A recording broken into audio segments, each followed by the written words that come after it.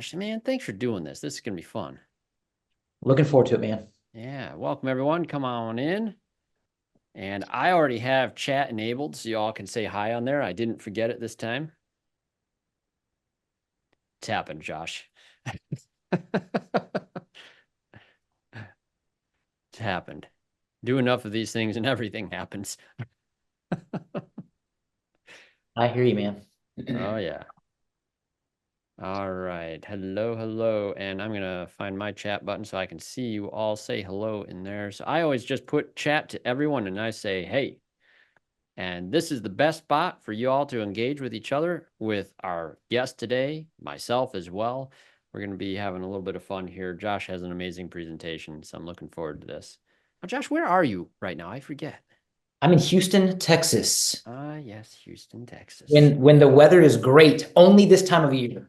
Is it only this time of year now? It sometimes late February, early March, but yeah, it's great right now. Nice. Yeah, every trip I take to Texas, it's sweltering. It often I come this time of year is what I'm hearing. it often is. Yeah. Yeah, we need to see you around the holidays. That's better. Yep. Yep. Sounds good. Now most of our teams are around the Dallas area too, and they're just all over Texas. We even have a guy in real Texas out there in Lubbock. Oh, that's real Texas It right sure there. is. That's real Texas. Yeah, San Antonio was the most Texan city I've been to. Okay. It's Personally. Texas City. I like Oh it. yeah, no. So yeah, I got to the hotel, Josh, and was playing country music. There are guns framed on the wall, and the name of the restaurant in the hotel was The Spur. Okay. So I Okay. just leaned into this and just Yeah. embraced every element of it. It was great. Valet parking for the horses. That's what they do Yeah, there. yeah, yep. That's what I would have expected. Hey, Mm. everyone. Thanks for coming in. We'll get started here in just a moment. Make yourselves comfortable here. And don't worry, I know some of you are very, very busy folks, and your day doesn't stop to learn and visit webinars. So this is going to be recorded. It is recording even now, and we will make sure that recording finds its way to you. Hey. All right. So as soon as that thing hits 2 o'clock, we're going to launch into here. I have a notebook ready myself because, Josh, I'm going to be taking notes. I saw a glimpse of those slides. It looks amazing. All right, folks. And hey, it is 2 o'clock. Thank you so much for joining us for this Autoflow training webinar. Special guest with me today, Josh Parnell from Limitless Leadership. My friend Josh, some of you I know that visit our webinars regularly, especially our friends at Christian Brothers. Josh has already achieved celebrity status in most of your worlds. Some of you, this may be the first time you're meeting Josh. So I want to give you just a moment to introduce yourself, Josh, and tell us who you are, where you've been, and hey, you have a long story. I know. We'll give the short version. Starts in the Air Force, as I recall. It does start in the Air Force. And Craig, first, I want to thank you for the opportunity to be here. An honor and privilege to be with all of you today. My journey does start in the Air Force. Years ago, I'm going to date myself, but over 20 years ago, enlisted in the United States Air Force and did a 4-year enlistment. Learned a lot about life skills and leadership while I was in the Air Force, and got out and finished my degree. Shortly thereafter, found the automotive industry when I was hired as a service development trainer with Christian Brothers Automotive. And so after a couple of years, had the opportunity to begin to lead that department, and for the next 7 years, led a department in the automotive, or in the Christian Brothers brand, that spanned 31 states, almost 300 locations nationwide. And we had the opportunity to create and facilitate training programs for service managers, service advisors, and franchisees. And towards the back half of my tenure at Christian Brothers, really took a liking and just a strong passion and interest in leadership, being able to learn how to really lead, and that leadership is not a title, but leadership is a skill that needs to be practiced, honed, and developed. And Very nice. everyone can benefit from leadership skills and leadership coaching. And so was able to create a leadership development program there at Christian Brothers, and then was the host of the leadership podcast for the entire brand. And then about a year and a half ago, took a terrifying leap into entrepreneurship and loving every minute of it. Now I'm a full-time leadership coach, trainer, and speaker, primarily serving in the automotive repair industry. So Beautiful. very thankful to be here. Excited to talk about all things communication and delegation. No, thanks, man. This is gonna be fun. Now, as everyone knows, we always begin our webinars. We put a little poll out there for everyone because I always like to get and begin these with a little bit of knowledge on where you're approaching these topics at. And this topic today is on delegation, and that is one of the trying elements of leadership. So I think we brought one of the best people that I know into this conversation. This is gonna be great. But here's your responses, folks. And this was the question: what do you find most challenging with delegation? And I didn't know what one you guys were going to pick the most, but it did land on accountability. And I guess it just didn't surprise me, Josh. I think this is really on par with one of the most difficult things as a leader in any capacity, learning to lead or doing it forever. Consistently, I hear accountability and holding people accountable is one of the most uncomfortable. This is definitely par for the course. And one of the topics we're going to talk about today is how we get to transition from player to coach. When we have become a master of these processes, we go from player to coach when we get a formal promotion into a leadership role. But a lot of us had never had leadership coaching or training, and we struggle to stay in the coach's seat. So let's talk Yes. about what it looks like to go from player to coach and to stay in the coach's seat. That's great. All right, folks. So we're going to let Josh go ahead and dive right in here. Now, here's what I'm going to ask you all to do, and I know you're good at this. Keep the questions rolling in chat, and I'll voice them for you. And we want engagement. We love conversations. Josh is a wonderful conversationalist as well. And this is what we thrive on is your feedback and questions as you're engaging the material that we're talking about. So go ahead and take it away here, Josh. Excellent. Well, guys, I'm going to go ahead and share my screen with you to share my PowerPoint with you. So bear with me as I try to do There you something go. You're doing it well. technology. And sometimes it's hit or miss. Okay, so I'm hopeful that everyone can see my screen that shows the Looks roadmap great. of delegation, how to lead one-on-ones, and empower your team. Now, I want to begin by sharing that this is a very important stat. So I'm going to share a few numbers with you today, a few stats with you today, a handful of quotes with you today. If you've hung out with me for even half an hour, you know I'm a quote guy. I love quotes. But I'll share one stat with you, and that is that poor communication is costing shop owners roughly 18% of annual salaries being paid out. So just to put that into perspective, if you're bringing in if you're paying out $1 million of salaries over the course of an annual basis, poor communication could be costing your business $180,000. So when I say that the biggest challenge that every one of my clients experience is communication, like that's a massive understatement. Communication is often and really always at the root of any challenge that you're likely experiencing.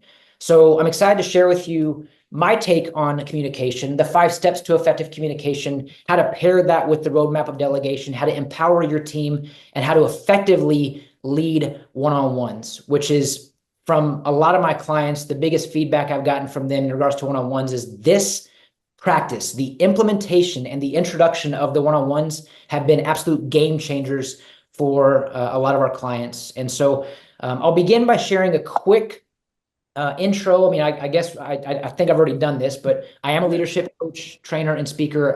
Craig mentioned that I am a United States Air Force veteran. I'm also a husband to Jean-Vier and a father to 4 kids. And so our kids range in age 13, 12, 11, and 8.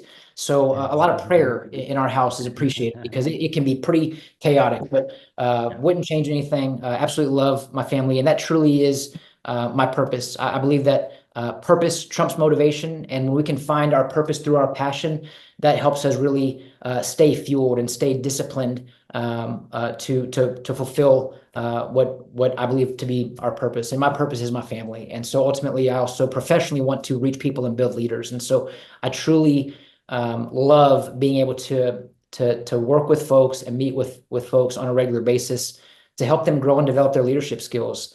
And I'm a big believer in when the leader gets better, everyone gets better. And I know that I think a lot of you can attest to this as well. When we get to serve others and invest in others and pour into others, the beauty of it is the reward is we actually grow ourselves. And so not only are we seeing them grow, but we also get to grow ourselves. So as a coach, selfishly, I mean, I get to grow literally every call because I'm also learning from my clients as well. And so it's an absolute honor to be able to do this with the folks in this incredible industry. So we are with Limitless Leadership, and our slogan is people plus process equal profit. People plus process equal profit. I'm saying this again because at the end of the day, it's about people first. People don't care how much you know until they know how much you care. And I think a lot of us are so focused and ingrained on focusing on the content that we need to share with our team rather than the connection that we get to make with our team. And I believe that leadership is influence, and we can't influence if we can't connect. And we connect through authenticity, humility, and vulnerability. So we start with people. It's about people, then process. People, then profit. Just like with your guest, if you're treating the guest experience the way that I believe you should, we're going to be focusing on the relationship and not the transaction. We know the transaction is important. We know that sales are important. We need to make a profit in order to stay in business, and those key performance indicators are going to drive those sales. So we offer performance coaching and sales coaching. We talk about sales and even a great sales process that we have, but we focus on people first. So when we focus on serving our guests, loving our guests, taking care of our guests, the transaction happens to be a natural byproduct of exceptional standard setting service. And the same can be said in our leadership approach with those that we're leading. It's people first, then process, then profit. Connection before content. So let's get right into it. The 5 steps to effective communication. We know that when there's a breakdown in communication, voids tend to get created, and oftentimes negativity fills those voids. So what you'll likely find, and I know all of us have experienced this, is that there are often multiple conversations happening for the one that's actually happening, which is the conversation I'm having, the conversation you're having, the conversation I think we're having, and the conversation you think we're having. So that's why the greatest misconception about communication is the fact that it's actually happening. At the end of the day, as I shared before, people don't care how much you know until they know how much you care. And we get to create 2 things so that we can provide 2 things. We get to create safety and trust so that we can provide clarity and direction. If you think about it, any job that you've either left or lost, you likely did not have both clarity and direction. Those, I believe, are the 2 things that every person needs and quite frankly deserves, especially in a professional setting, is clarity and direction. And we can't provide clarity and direction if we don't establish safety and trust. So how do we establish safety and trust? Through focusing on connection, then content. And so if we're implementing the 5 steps to effective communication, we're going to start by assuming positive intent. Assuming positive intent. Once we're both able to shift a paradigm and assume positive intent from each other, we're able to really connect and develop together because everyone truly believes and understands that everyone's best interest is in mind. If Craig and I are working together and we both know we have each other's best interest, whenever we receive feedback from each other, or in other words, if I'm coaching Craig, he can choose to receive it as criticism, condemnation, and judgment, or he choose to receive it as feedback. He knows where the feedback is coming from. I'm pointing to my heart for a reason. He knows I genuinely care about him. We're going to assume positive intent. We're humans. We make mistakes. Yeah. Things happen. And so when something happens, let's not start pointing the fingers and saying, Craig, you said this, you did this, you did this, you did that. Let's find out from Craig, hey, help me understand. Craig, you came in, you said this, sounded like you were upset. What's going on? Help me understand.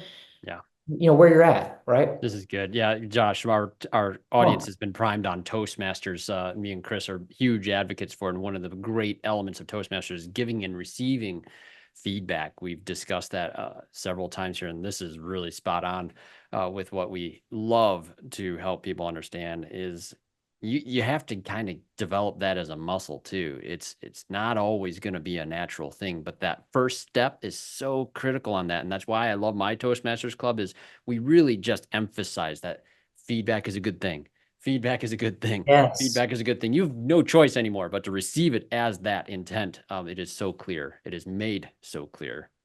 One of my favorite books is called The 4 Agreements by Don Miguel Ruiz. Yes.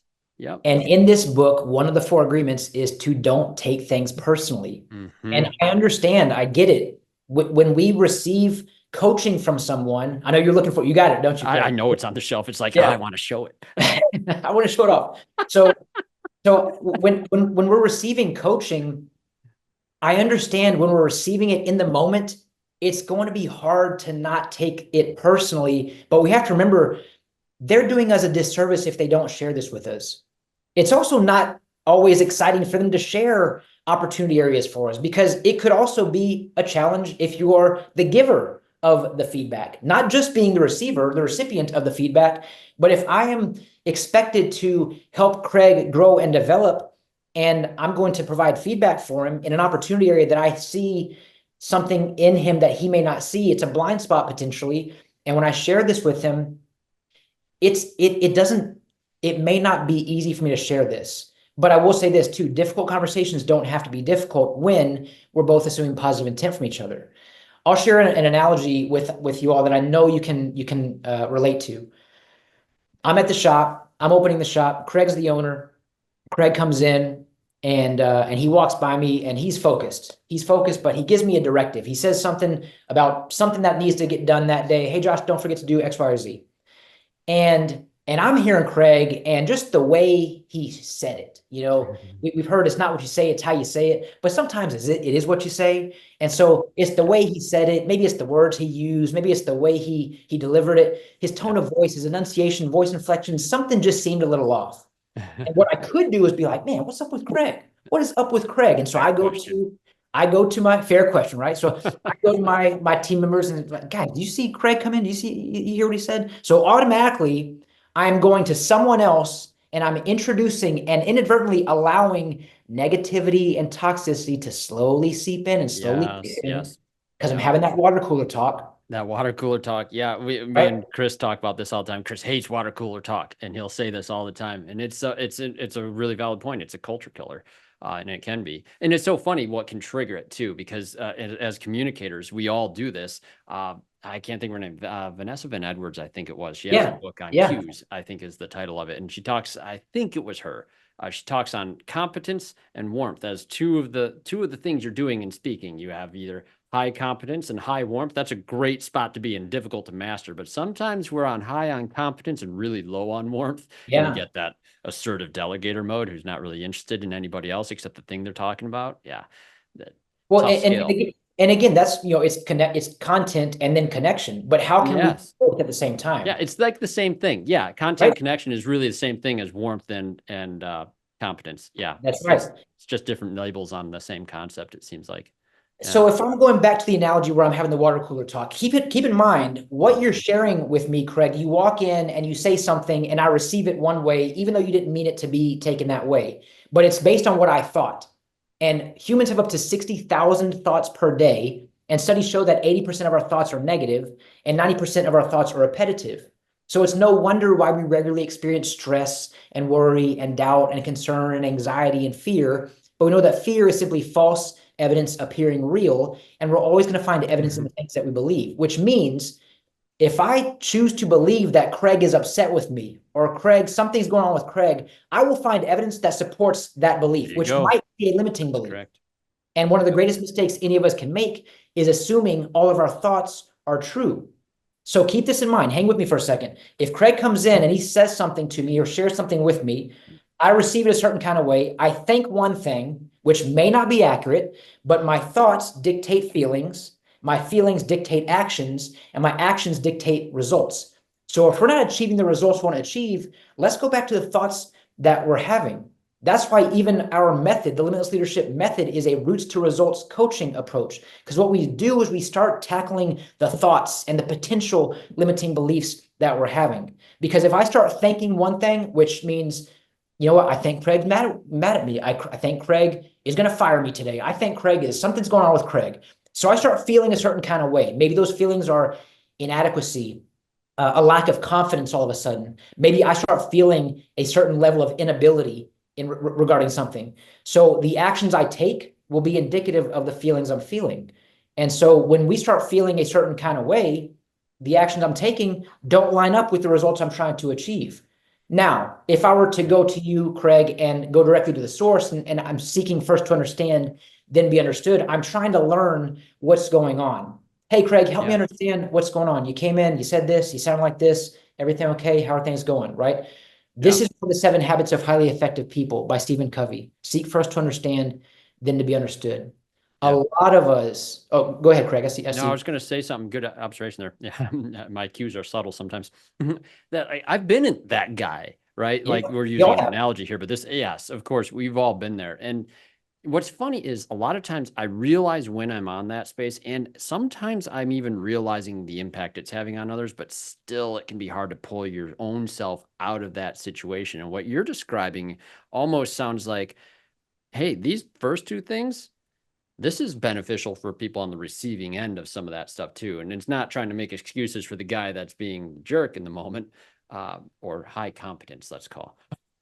Well, I'll say this. But yeah, I'm glad you brought that up. yeah, We have 5 steps to effective communication, and we've only covered 2. yes, But yes, I know that some of you are listening or watching and thinking, man, if I just implemented these 2, imagine how different my shop would be. sure, Because this is very true. So many of us are constantly looking to be understood before we're seeking to understand. yes, And yeah. as leaders, especially, Sort of the me first idea for the person correct. that's in that. Yeah. Correct. But as Yep. leaders, what the mistake that a lot of us make is we're constantly providing directive after directive after directive, Mhm. but we're not providing direction. And remember, one of those 2 things that we need to provide is clarity and direction. We can provide direction through questions. So the third step is to fall in love with asking questions. If we focus on asking more questions, we're able to help our team member get to the root of a challenge or a situation they're experiencing. And so I'm going to share with you a very quick 3-step roots to results coaching approach just to prove how beneficial the art of asking questions can be. And so if I'm going to start with a very simple question, hey, Craig, how are you doing today? Or Craig, what's the status of this particular vehicle? Or can you give me an update on X, Y, or Z, right? I'm starting with something that's going to start getting you to talk. And I might say, hey, Craig, how are you doing today? And you know what your response might be? Fine. Fine, good, right?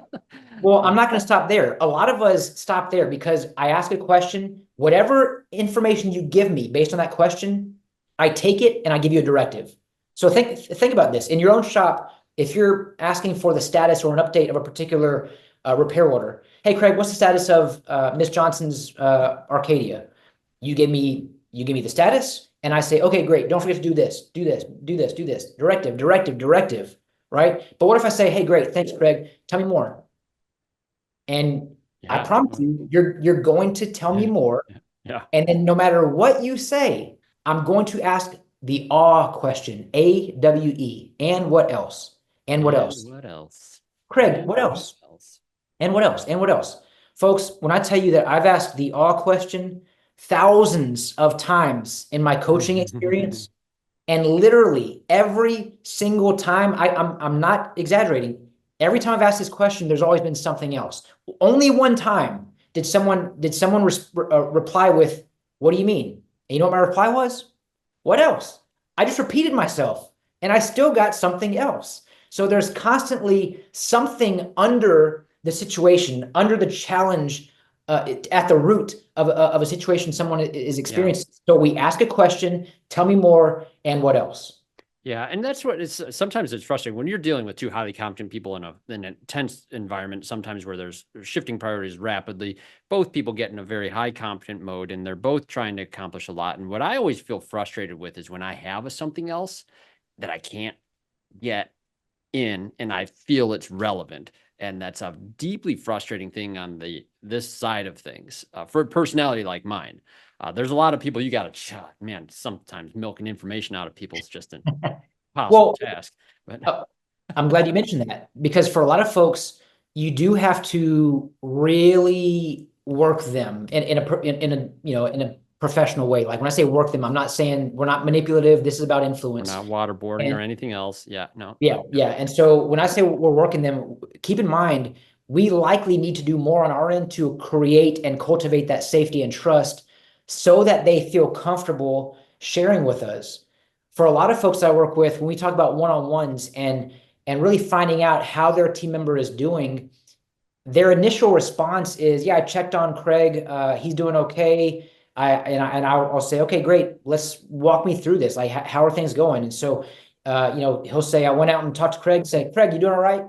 Can I get you anything? You need anything? And really, what we're doing is the moment we see this being reciprocated, okay, good. Craig's done. Check. All done here. Right. Perfect. I'm good to All is go. right in the world. All is right in the world, right? But keep in mind, I'm also asking a lot of yes or no questions. I'm asking Craig probably in a place that is not feeling safe for him to open up. I might be asking him this question in front of all of his peers. If Craig is actually going through something or dealing with something, he's not going to just stop what he's doing in the middle of me saying, "You doing okay?" and say, "Oh man, I'm so glad you asked. I'm actually dealing with something. Can we talk about it?" However, if I schedule something with Craig and I have something on his schedule, he knows it's coming up. Every team member's voice is going to be heard. Their opinions are going to matter. Their ideas are going to be considered. Yeah. When I schedule something and I get to sit down with Craig and say, Craig, take a breath, man. How you doing? How you doing up Already, here? I feel like, oh man, you know what? I don't do enough with my team. Just schedule time to just check on people. And the beauty of this, Wow. Craig, is and a lot of my clients do this very well. In fact, I saw one of my clients on here earlier, and his team, they do coffee talks.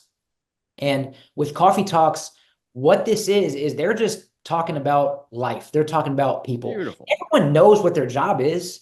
People know what their job responsibilities are if you provided clarity and direction. You're also meeting with people at a fairly informal, frequent basis as well. So I'm not saying that you're only going to meet with them once every 2 weeks, for example. You're going to have these coaching moments and informal discussions literally every day. Yeah. But when you have the one-on-ones, and we're going to get into the one-on-ones later, but when you have the actual true one-on-ones, you're sitting down, you're taking a breath and saying, "Hey, how you doing up here? How you doing in here?" And you don't have to talk about work. What's going to happen is your team member already knows what is expected of them because of the clarity and direction you provided. And just you showing up for them, Right. it's going to prompt them to be more engaged than they otherwise would have. Yeah. No, that's great. 70% of employees, regardless of the industry, are disengaged at work. And they're disengaged at work because they don't feel seen, they don't feel valued, they don't feel heard. And so conversely speaking, 80% of people say that they are fully engaged when they have at least one meaningful conversation per week at work. Just one meaningful conversation per week at work. And I'm not suggesting that a one-on-one is the meaningful conversation. We can have a meaningful conversation outside of the one-on-one. But I will share with you that my suggested frequency with a one-on-one, especially in most automotive repair shops, is every other week. So every 2 weeks, make time for your team member. Keep in mind, this team member is likely dedicating and devoting roughly 120 hours over the course of 2 weeks. We can't make 1 hour for them, 30 minutes for them. Yeah. The biggest reason why most of us don't have one-on-ones is because of time. We say, I don't have time. Do you not have time or you're not making the time? Because we want to make time for our priorities, and our people are our greatest assets. Our people should be the priority.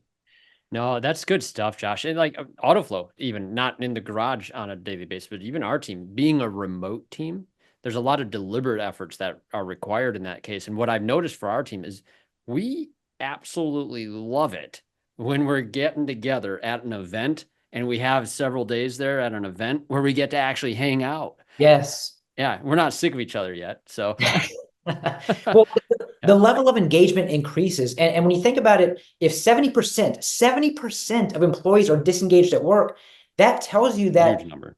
they're likely thinking, you know what, the grass is greener on the other side. Sure. When it rains, it pours. What's the worst that could happen? These are all thoughts that regularly go through our heads. Remember, we naturally gravitate towards the negative. However, if we're shifting perspective, with perspective, the way that we view things drives the way that we do things. If I'm shifting perspective, I can say, you know what, the grass is green where I water it. As a leader, we get to water the grass for our team members. When it rains, look for rainbows. And what's the best that could happen? These are all perspective shifts that we can make that a lot of us don't choose to make, which ultimately affects the results we're achieving. Remember, thoughts dictate feelings, feelings dictate actions, actions dictate results. So if we're going to go back to the 5 steps to effective communication, the third step is to fall in love with asking questions. The fourth step is to listen. If we're going to be asking questions, we have to listen to the answers that we're to the answers that we're asking the questions of, right? We know there's a difference between hearing someone and listening to someone. If we're hearing someone, we're simply waiting for them to stop talking so we can tell them what we need to say. But if we're listening to someone, we are receiving information, we're processing information, and we're utilizing that information to best serve that person. And furthermore, we get to model and exercise what it looks like to listen empathetically. Empathizing with someone doesn't mean that we necessarily have to experience the same situation as that person, but it does mean that we can imagine their circumstances and accept their feelings without invalidating them. And so we or have justifying our actions towards the person at the same time too. Yeah, which is a common element of wanting to be the one that's being understood. that's right. Is the objective going into the conversation versus validating and actually listening to the individuals. That can absolutely happen.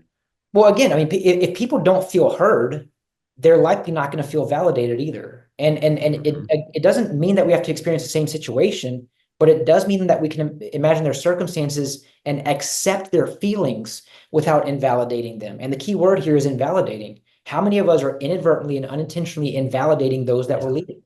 Yeah. And so how do we show up for our team members? How are we? That's a really important question, Josh. I think that's look, shop owner life, especially in our audience, it's stressful.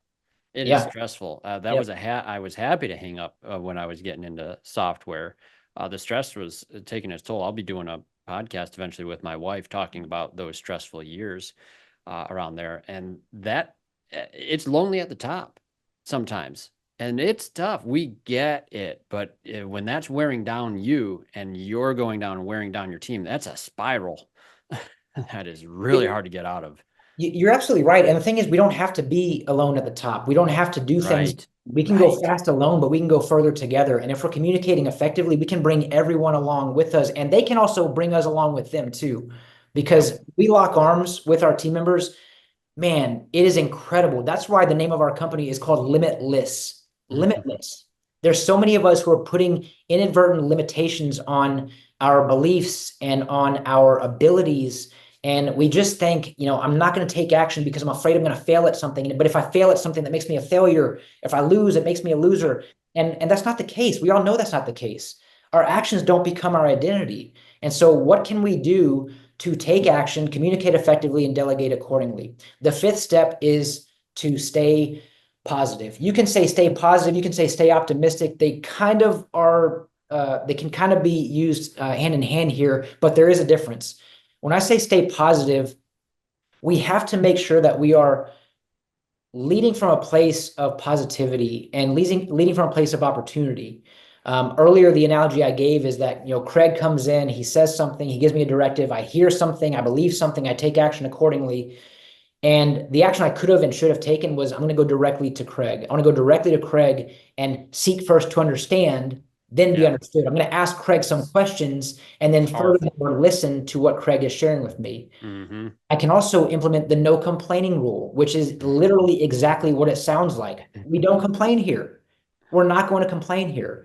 If we're going to address a problem, it doesn't mean we're complaining about it if we're pairing it with a solution. So if we're bringing a problem to the table, that's fine. We're all great at identifying problems. Yeah. Well, there's a cop-out attitude on the no complaining piece sometimes. Oh, I don't want to complain, so I'm just not going to mention this problem that I've identified or even offer a solution. That's a disengaged person. You already touched on that, 70% of people being disengaged.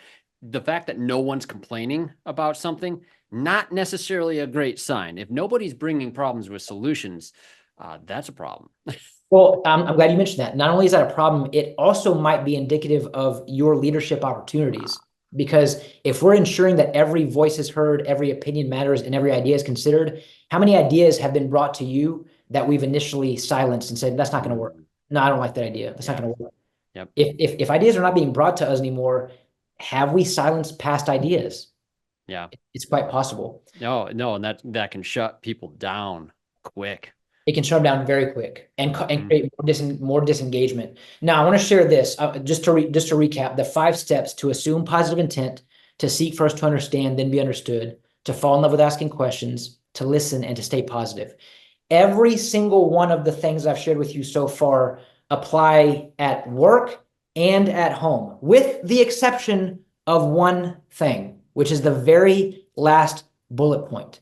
Folks, as a married man, I can tell you that every time my wife shares a problem or a challenge with me, believe it or not, she does not want me to solve everything. Sometimes she just wants me to listen. And so Yes. I've learned the hard way. Sometimes I'm thinking, you know what? I'm going to fix her problems. I'm going to share a solution with her to make sure everything is okay and all is right in the world. But in reality, sometimes we just need someone else to listen. I heard a phrase recently where something along the lines of don't give opinions to someone, or consider not giving advice to someone who might just need a hug. Something along. Yeah, yeah, yeah. And the reality is, when we learn how to show up for our spouse, for our partner, for our team members, for our community, it can be an absolute game changer for us. And so what we do now, my wife and I, what we do is we'll ask each other, hey, do you want me to reply, or do you want me to listen? And if we say listen, that means we're going to just listen and not provide a solution. If we reply, it means we're trying to help each other fix and solve the quote unquote problem. So these are the 5 steps to effective communication. These should be and could be shared when you have a foundational conversation with your team member. Now, a foundational conversation should be applied to every single new hire, but it can also apply to your veteran team members. If you've been in a shop with someone for a decade, it's not too late to have a foundational conversation with them, to sit them down and to have a one-on-one, and just to say, hey, Craig, let's just start over. Let's just revisit what the expectations are and what the standards here that we've been able to define over the years. Let's break things down with how we're going to create and cultivate a culture of effective communication, beginning with the 5 steps to effective communication. So you're And the literally, only thing that would make that conversation better than that start is we began it with a hug. That's great. come on, man. Hey, a hug, a high five, a handshake, whatever you gotta do. Have some coffee over it. But regardless, what you're doing is you're reminding and reiterating everyone that, hey, here we're going to assume positive intent. We know we're going to be making mistakes. We know that we're human. We're going to be seeking first to understand, then be understood. The finger pointing is going to start with us. Help me understand. I'm not going to say, Craig, you did this, you did that. Help me understand, Craig, how I can serve you. We're going to ask questions. We're going to listen. We're going to stay positive. These are part of a foundational conversation that we can actually verbalize when we're meeting with our team member. Nice. So now we're going to shift to the roadmap of delegation, Craig. Any thoughts so far on the communication piece? Dude, I love this point. This is one of my favorite things. I've heard you speak on this topic before. I'm sure a lot of our audience has not. Few of you may have. I don't know if you touched on that with our Christian Brothers friends. But yeah, that really resonates. And it's just one of those topics, Josh, I feel like it's so timely all the time, because you can be good at this on some days. And then some days you just kind of forgot. Yep. This is a I need topic that reminders a lot. we all do. We all do. And Craig, this is a topic that literally every client that I work with, at some point we talk about delegation. Because when you say that sometimes I need a reminder, and I say we all do, that's really an understatement. We all could use continued education in the roadmap of delegation. And so Yeah. I'm even doing another webinar tonight at 8 p.m. Eastern time tonight, which we can share later, but it's going to be on the roadmap of delegation, a 30-minute free webinar if you're interested. Put that link in chat later in case someone has some team members would benefit from that. It'd be great. But no, I love one other point on it here. Points 1 and 5, assume positive. Point 5, stay positive. Oh yeah, that's good. It's a pretty good sandwich you made there. Yeah. Hey, I didn't even realize I made the, I didn't even realize I made the sandwich. So thank you for bringing so you start with positive, you end with positive. I like it. In relation to delegation. So I always ask the question of, why do we struggle with delegation to begin with? And oftentimes Merlin is asking for the 5 steps again. So I'm gonna run through these. So number 1, assume positive intent. Number 2, seek first to understand, then be understood. Number 3, fall in love with asking questions. Number 4, listen. Too many of us are so focused on words coming out of our mouth rather than words coming into our ears. When we think about communication, we're often thinking about what we're going to say rather than what we're hearing or listening to. So 4 is listen. Number 5 is stay positive. Thank you, Craig. I see you put that in the chat as well. Not a fast typer, but it's close. So in relation to delegation, the question I ask in coaching and training is, why do we struggle with it? Like, why do we often struggle with delegation? And at the root of it, it is often because of trust or lack thereof. We simply don't trust someone to do the job as well as we can. In our minds, our way is the only way, and our way is the best way, and it's our way or the highway, right? And so, but the reality, nobody does it better. there you go, song and dance time, folks. But we know that that's a blind spot. Multiple minds are better than one. And when we are communicating effectively and delegating accordingly, it is amazing to see the kind of growth we can experience as a team if done correctly. So ask yourself this question: how well do you delegate to your team? If you're going to answer this question on a scale of 1 to 10, 10 being the best, how well do you delegate to your team? Think about what number would you give yourself and why. And then I'm going to get into the 5 keys of effective delegation. Now, actually, before I do that, I want to share one thing with you too. It's common in professional growth and development, this common knowledge of the 70% rule with delegation. The 70% rule states that if someone can do the job at least 70% as well as you can, then you delegate it. I, however, have a differing opinion. I think if someone can do it half as well as you can, you delegate it. And the reason being is you're going to be communicating with your team member significantly more than, I would say, the average employee or employer. So if you're communicating with them on a regular basis, if you're having the one-on-ones, if you're having the daily huddles, if you're regularly showing up for your team members, if they can do the job half as well as you can, that means they have a basic foundational, fundamental knowledge of what you're delegating.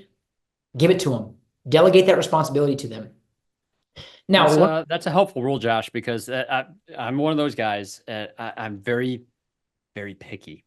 I like details, and I'm really good at several details. A lot of times, some of you know better. I drop some too, but the point is, like, if you doubt that they're going to do it as good as you, you immediately disqualify even that delegation piece at all. 50% is a healthier thing, because you're right. You will be communicating, and that's fine. There will be touches. That's fine. It's not supposed to be hands off completely just because you delegated it. No, it should be a lot of hands-on. And this is where we're truly growing and developing team members, by pouring into and investing in team members. And so if we're talking about the 5 keys, the first key is to know the difference between delegating and dumping. A lot of us are unintentionally dumping something on someone and not really delegating. I see you, Craig. What you got? Not on, dude. No, I was just saying that you just voiced what was trying to be articulated in my brain. It's beautiful. Yeah. So when we dump something on someone, I think we all know all we're doing is just taking it off our plate. We're just getting it off our plate so someone else can tackle it. But the whole purpose of delegation is for growth and development. It's not for time management. So believe it or not, the actual purpose, we might be thinking, I'm delegating to for the sake of time management. It's a byproduct of it. But if I'm delegating something, it's really because I'm trying to grow and develop and empower this team member to get better, because leaders grow and develop other people. That's what leadership really is to lead people in a way that they grow and develop as well. So understand that you're delegating with purpose. You're not dumping something to get something off your plate. Furthermore, we're not delegating tasks. We're delegating responsibilities. So this is something that a lot of us have to have a paradigm shift in, because in my mind, I'm thinking, okay, I'm going to delegate this task, this task, this task. All I'm doing again is taking something off of my to-do list. If I'm delegating a responsibility, I'm empowering someone to champion a process, to champion an initiative, an agenda. I mean, something that's going to take that can take this process and make it even bigger and better, and help team members around them grow and develop as well. So we're delegating responsibilities, not tasks. Lastly, or not lastly, but the third key is focus on the results. So as a leader, if I'm delegating a responsibility, this is the most common mistake that I see many folks make, and that is I delegate something to someone. Let's say I'm delegating a responsibility to Craig. And Craig and I both know the end in mind. Because if I'm beginning with the end in mind, I recognize that we both recognize, okay, this is the end in mind. This is the result we're trying to achieve. This is the goal that we're going to get to. Craig's focus needs to shift from the end in mind to the steps that he's taking in order to get here. My focus needs to stay on the results because I'm empowering Craig. But what happens is the most common mistake I see is I also start looking at all the steps that Craig is taking. And I start nitpicking every single step he takes and every single step he makes. Oh, Craig, I wouldn't do it like that. I think you need to do it like instead. And I'm just micromanaging. I'm micromanaging, right? And so this is where we talk about how we have a lot of high-performing team members, especially in this industry, a lot of high-performing team members who have mastered these processes. They have really solidified their place as someone who is worthy of being promoted into a formal leadership role because they've mastered these processes. They've done very well leading the team through being a player, and they now transition from a player to a coach. So their responsibilities change. For a lot of us, we make the mistake of not changing responsibilities. We think they were a great player. That means they can coach it.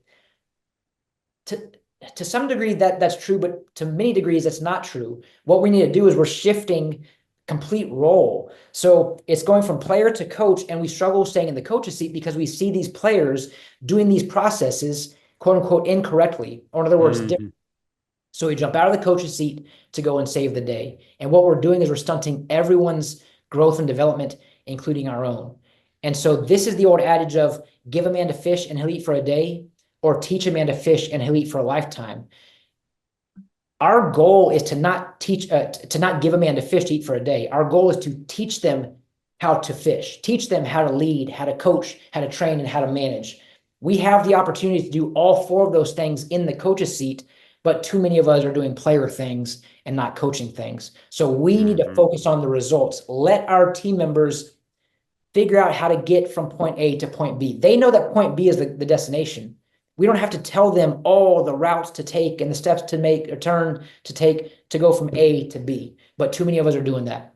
The fourth step is to prioritize communication, because we all know what gets measured gets managed. This is where we begin to pair the one-on-ones into our delegation practices. So if I'm meeting with Craig on a regular basis, I'm consistently showing up for Craig. I'm asking Craig questions that help me understand where he's at in the process, how he's doing with the responsibility that I've delegated to him, challenges that he's experiencing, wins he's experiencing, changes he thinks we should be making, things we should start doing, things we should stop doing. All of these pieces of information are things I can gather as a leader and learn how I can better serve him, lead him, and prep him for success if I make sure that one-on-ones are not a one and done. Too many of us say, you know what? Yeah, I'll meet with Craig. I'll have one meeting and say, done for you. Check. Got that out of the way. Got that out of the way. I had to have it, right? And here's the thing. A lot of us have this perspective. I have to have one-on-one. No, you don't have to. You get to. You get to have one-on-one. There it is. There it is. Right? I like that. So being able to recognize we have to prioritize communication. We've talked about the 5 steps to effective communication. We've talked about the opportunity to lay the groundwork, create a firm foundation with those foundational conversations by setting clear expectations, defining the standards, and now being able to prioritize communication in the process. And then lastly, the 5th and final key is to allow them to coach themselves first, which means when I meet with my team member, my initial thought process is I'm going to meet with Craig. I'm going to tell him all the things he needs to hear. I'm going to tell him all the directives that he needs to do. And notice I'm emphasizing the word tell. If we're telling someone something, we're speaking to them. But if we're sharing something with them, we're speaking with them. I want to share with my team member. I want to be collaborative with my team member. If I'm going to ask Craig to coach himself first, I'm going to find out by asking questions. Hey, man, how you doing? How are things going? How you doing up here? How you doing in here? What can I do to help you? How are things going for you? What are the challenges? What are the wins? What are the roadblocks? All these things. And Just even pausing to reflect is already opening the door for self-coaching to even begin. You're actually inviting some more self-awareness out of by articulating something with another person in a conversation where the tempo is slowed down and you're giving that space. And it helps for when we ask our team members how things are going and finding out through allowing them to coach themselves first, what we're learning is, are they even identifying the important action items that we've discussed to begin with? Yes. From our perspective, are they on that'll see if you're getting true alignment versus actually just looking for them to verbally say they're aligned. Right? Correct. Yeah. Because everyone's perspective is their reality. And I might think that you're doing really poor and you think you're doing really well, or vice versa. And so I want to make sure, like, hey, where are we at with it with this process? So let me share with you a visual. We talked about the roadmap of delegation. Let me give you a visual of the actual roadmap. So I'm in Texas. I shared with you guys earlier. I'm in Houston. And let's just say I'm going to take a road trip. I'm going to take a road trip from Houston to LA. I'm going to go to the West Coast. I'm going to take a full-on road trip. And this is my responsibility that I'm going to delegate to Craig. So the analogy I'll share with you is, I'm delegating to Craig a responsibility to get from Houston to LA. But in shop lingo, that's the same thing as saying, Craig, you are now going to be our parts reconciliation guru. So anything involving the parts reconciliation process, that's your baby now. And so let's just say that I am going to provide some direction to Craig by extending the invite for him to go from Houston to LA. Now, what I could say is, okay, Craig, your first stop is going to be in San Antonio. Now, when you get to San Antonio, the way you're going to get there is you're going to get on I-10, you're going to head west, you're going to go about 75 miles per hour, pick up speed, go about 85 miles per hour when you get out of town, take a right here, take a left here, stop at the Buc-ee's in Luling, because that's where everyone stops. And eventually, Craig, you're going to find your way to San Antonio. That's one way I can provide direction. Another way is to say, Craig, you know the end in mind. You know that point A is Houston. Point B is Los Angeles. So the first stop in your journey, the first leg of your trip is going to be in San Antonio. I don't care how you get there. I trust you to be able to get there on your own without directives. What I'm going to do, though, is I'm going to meet you in San Antonio. And when we get to San Antonio, you and I are going to have a one-on-one. So it took you 2 weeks to have 2 weeks to get to San Antonio. So 2 weeks later, you get from Houston to San Antonio, and you and I sit down and we have one-on-one. Now, here are 5 example questions I, as a leader, can be asking in my one-on-one. First and foremost, very common, very understanding question. How are you doing? I want to know, hey, genuinely, how are you doing? How are you doing up here? And how are you doing in here? Remember, people don't care how much you know until they know how much you care. And I don't have to fake this, because I truly believe that if you're on this call, if you're watching this, you genuinely care enough about yourself and your team's growth and development. Otherwise, you wouldn't be here. And so when the first question you ask is, how are you doing? And this is not about work stuff. I'm not asking about Craig O'Neill, the auto flow extraordinaire. I'm asking about Craig O'Neill, the husband, the father, Craig O'Neill, the man. I'm not asking about Craig O'Neill and work-related things. We're going to talk about work-related things, but first, I want to know about person, then process, person, then profit, connection, then content, right? It's relationship, then transaction. All these things are a byproduct if I do this very well. So the first question is, how are you doing? Second question is, hey, what's been your greatest win so far? What's been your greatest challenge so far? You've been on this journey now for 2 weeks. You've been doing the parts reconciliation process for 2 straight weeks. What's been your greatest win? What's been your greatest challenge? How's your stress level? Scale of 1 to 10. How's your stress level, Craig? Number 4, how's your workload? And lastly, how can I best serve you? I want to make sure that I'm providing the best resources and tools that you can put in your toolbox to best serve you. So I'm gonna speed up a little bit, Craig, just to no, I was gonna say, we're getting towards it here. Yep. Good. Got a few minutes left. And so after the first one-on-one that we have, you're going to jump back in your amazing Jeep. I'm a Jeep guy, by the way. So, sorry, not sorry. So you're going to jump back in the Jeep. And the next leg of the trip is going to be a stop in El Paso. So we're going to go from San Antonio to El Paso. Guess what's going to happen after 2 weeks of driving when you get to El Paso? It's going to be a one-on-one. We're going to have another one-on-one. Every other week, we're going to have one-on-ones. I'm going to make time. Even if I feel like I don't have time, I'm going to make time for Craig. After that, the next These leg. must be virtual meetings at this point. Yeah. Yeah, exactly.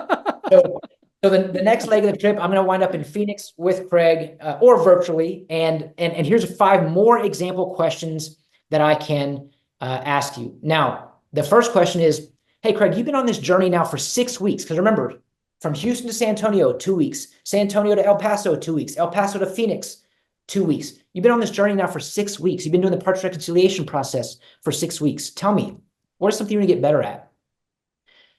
Conversely speaking, this question is a follow-up to this. The next question is a follow-up to this question. What can you do in the next 14 days to make an impact on that? Now, you can determine how often you're having the one-on-ones. In this scenario, every 2 weeks, what can you do the next 14 days to make an impact on that?